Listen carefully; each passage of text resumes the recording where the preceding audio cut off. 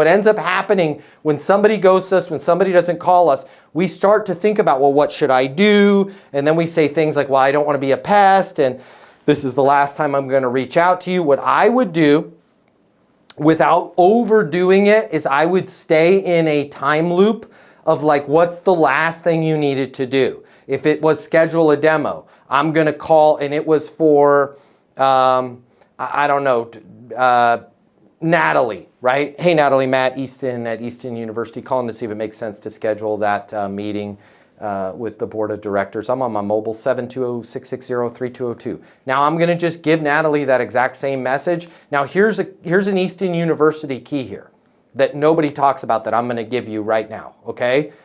I'm going to leave it to you to decide how long you want to leave that message to Natalie. I'd probably go 60 days. Okay, and then so I'd go once every 2 weeks for 60 days. And then after once every 2 weeks for 60 days, I do it once and then once 90 days later. And then Natalie's gonna go in my sustainable pipeline where I'm reaching out to her 2 or 3 times a year. Here's the difference between Matt Easton and everybody else. Everybody else has to have some sort of finality in front of it so that their ego can feel better. And that sounds like this. This is me making my ego feel better. This is not me helping my sales. Hey, Natalie, it's Matt Easton. Hey, I'd reached out to you about 2 or 3 times. We had that meeting, and we were going to get in front of the board, but I haven't heard back from you. So, I mean, last thing I want to do is be a pest. This is the last time I'm going to reach out to you. You don't have to do that. You never have to tell somebody it's the last time you're going to reach out to them. You can just stop reaching out to them. I'm going to say this again. It's vital for you guys to understand. What does it mean when somebody doesn't call you back? It means nothing. Here's what else you need to understand. You don't have to tell them it's over. Okay? This is not 4th grade. You're not going steady. You don't have to break up with them. Why? You don't have to be monogamous in sales. So guess what I get to do? I can call Natalie as much as I want.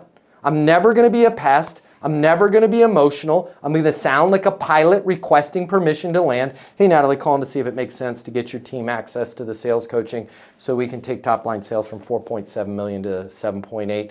I'm on my mobile, 720-660-3202. I can leave that exact same message once every 2 weeks for 3 months or however long I want to do it. And then when I'm like, man, she's still not calling me back, just stop.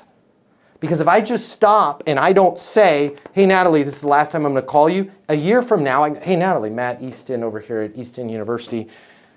Hey, was thinking about you guys and on demand with the latest regulations that the EPA just passed and in terms of freestanding fuel cells. And I've got an idea I'd love to get your opinion on. Can you call me on my mobile? Right? But if I broke up with Natalie a year ago and said, this is the last time I'm going to call you, bumping this up to the top. And by the way, this is not just our voice, this is our emails. Don't put that crap in your emails, guys. Bumping this up to the top. This is the last. Don't do that. Just stop. Stop emailing, stop calling. But to answer your question, I would go once every 2 weeks for at least 60 days. That's 4 calls. It's not that bad. Unemotional, calling to see if it makes sense to blank, whatever the blank you wanted them to do.